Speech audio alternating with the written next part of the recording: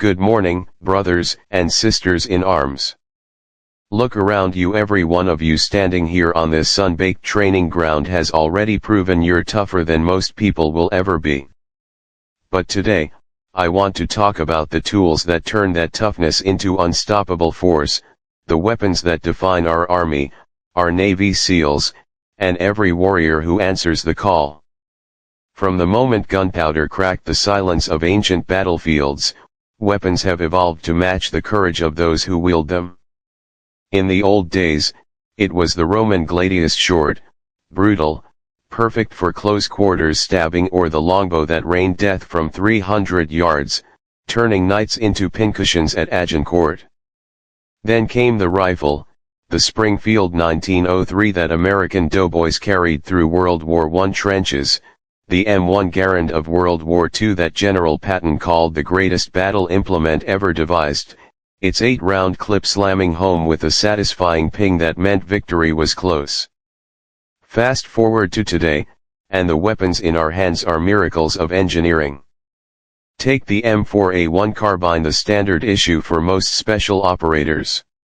Lightweight, modular, chambered in 5.56 mm NATO, it fires up to 900 rounds per minute on full auto, with a rail system that lets you mount red dot sights, night vision scopes, suppressors, and laser designators all at once. Pair it with the M203 grenade launcher slung underneath, and suddenly you're throwing 40 mm high explosive rounds that can clear a room or take out a light vehicle from 150 meters away. Then there's the Mk13 Mod 7 sniper rifle chambered in .300 Winchester Magnum. It can punch through body armor at over a mile with sub-MOA accuracy, turning a single shot into a game changer. And don't forget the heavy hitters, the M249 SAW squad automatic weapon that lays down suppressive fire like a buzzsaw, the M240B machine gun that chews through belts of 7.62 mm at 650 rounds per minute, or the M2.50 caliber Browning that's been shredding targets since 1933 and still laughs at light armor today. Beyond small arms, we have the real game changers, Javelin anti-tank missiles that fly over a target, then slam down with a top attack warhead that turns enemy tanks into burning scrap, Stinger manpads that lock onto heat signatures and drop helicopters from the sky, and the new generation of precision-guided munitions that can be called in from drones or F-35s with pinpoint accuracy. But the most powerful weapon isn't metal or polymer, it's the soldier who knows how to use them. Every round you fire, every magazine you load, every target you acquire is backed by discipline, training, and the unbreakable bond between teammates. I've seen what these tools can do in the hands of the right people. A single squad with M4s, NVGs, and a radio can neutralize threats that would have taken entire companies in past wars. So when Instructor Davis pushes you until your lungs burn and your muscles scream, remember this: he's not trying to break you, he's forging you into someone worthy of carrying these weapons into the dark places where freedom is defended. The day you earn that trident, the day you step off this training ground, you won't just be holding a rifle, you'll be holding the legacy of every warrior who came before you. Stay sharp, stay hungry, and never forget, the weapon is only as deadly as the man or woman behind it. Let's get back to work, recruits.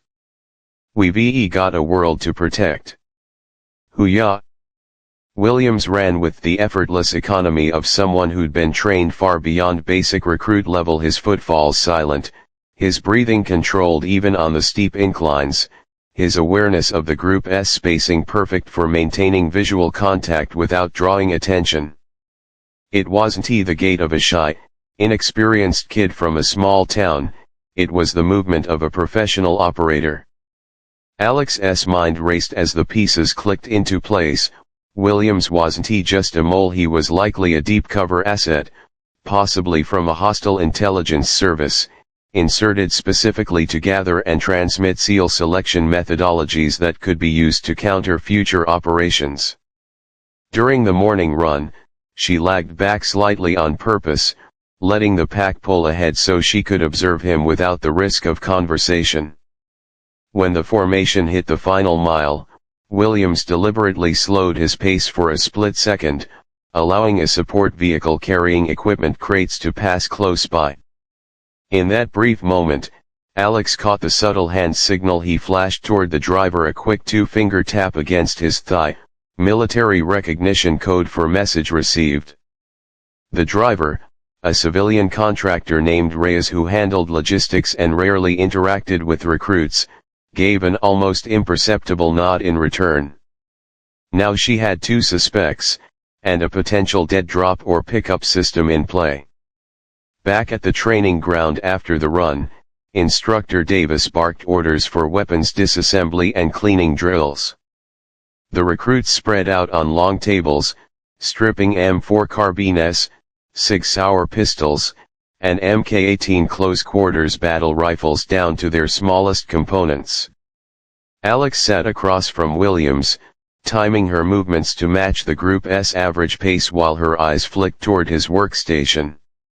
There, half hidden under his cleaning cloth, was the same disguised communication device she'd seen the night before. He was polishing it along with his standard compass, treating it like routine gear. When Davis turned his back to yell at another recruit, Williams palmed a tiny micro SD card from his pocket and slid it into a concealed slot on the device's underside, loading fresh data for the next transmission. Alex's blood ran cold. Whatever he'd recorded from the previous day's classified demolition and breaching lecture was now queued for exfiltration. She needed hard proof, and she needed to neutralize the leak without alerting the network that their asset had been compromised. That afternoon's schedule included live-fire team movement drills on the kill house, a two-story concrete structure rigged with pop-up targets, flashbangs, and automated scoring systems. Teams of four would clear rooms, practice pieing corners, and employ everything from flashbangs to breaching shotguns. Alex maneuvered to get assigned to Williams' fire team, along with Marcus and Rodriguez. As they geared up plate carriers, helmets, ear protection, and live ammunition, Alex quietly swapped her standard magazine for one loaded with simunition rounds she'd prepared earlier, non-lethal training ammo that would still cycle the weapon but mark hits with colored chalk. Her plan was simple but risky: create a controlled failure during the drill that would force Williams to reveal his true capabilities, while giving her an opening to accidentally damage or seize his comm device. The team stacked up outside the kill house door. Rodriguez kicked it in, Marcus tossed a flashbang, and they flowed inside like they'd practiced 100 times. Targets popped: hostiles, friendlies, hostages, and the team engaged with disciplined fire. But halfway through the second room, Williams did something no recruit should know how to do. He executed a perfect buttonhook entry while simultaneously covering the fatal funnel with suppressed fire, transitioning to his secondary pistol faster than even the instructors on the catwalk. Marcus hesitated for a split second, surprised by the move, and took a simulated hit from a pop-up target. "Thompson's down!" Alex shouted, selling the chaos. In the confusion, she deliberately collided with Williams as they both moved toward the next doorway, her shoulder driving into his chest just hard enough to send him stumbling. As he caught his balance, the disguised compass tumbled from his vest pocket onto the concrete floor. Before he could recover it, Alex's boot came down seemingly by accident, crushing the device under her heel with a sharp crack that echoed over the gunfire. "Sorry," she yelled over the noise, scooping up the broken pieces and stuffing them into her dump pouch as part of the cleanup instinct drilled into every operator. William's eyes met hers for a fraction of a second, cold, calculating recognition flashing across his face before he masked it with recruit-level frustration. He knew she'd done it on purpose. And in that moment, Alex knew he'd marked her as a threat. The drill ended with their team posting the fastest clear time of the day, but the victory felt hollow. As they policed Brass and reset the range, Williams kept his distance, his quiet demeanor now edged with something darker. That night, Alex used an encrypted satellite phone hidden in her toiletry kit to send a burst transmission to her handler, asset identified. Secondary logistics involvement confirmed. Device neutralized. Expect retaliation. The reply came within minutes. Extract on standby. Maintain cover. Do not engage directly.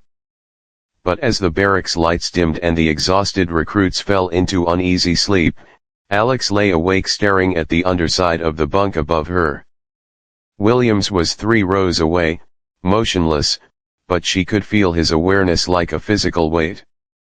Tomorrow would bring Hell Week, the legendary crucible that broke even the strongest candidates, and with it, endless opportunities for accidents in the surf, on the boats, or during the sleepless nights. The traitor knew he'd been discovered. And Alex knew that in the next 5 days, one of them would have to break the other without ever letting the instructors or the remaining recruits realize that 2 highly trained operatives were waging a silent war in their midst. As the clock ticked past midnight, Alex closed her eyes and steadied her breathing. She'd been through Hell Week before, not as a recruit, but as a commander watching her team endure it. She knew every torture it could inflict. The question was whether Williams did too. And whose training, whose will, whose mission would prove.